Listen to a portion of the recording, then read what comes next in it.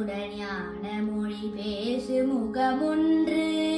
கூறுமடியார்கள் வினை தீர்க்க முகமொன்று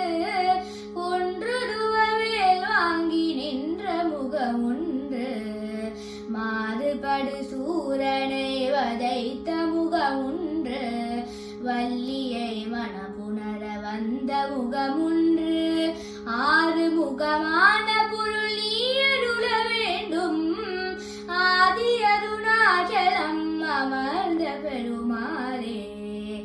ஏழுமயிலேறி விளையாடு முகமொன்று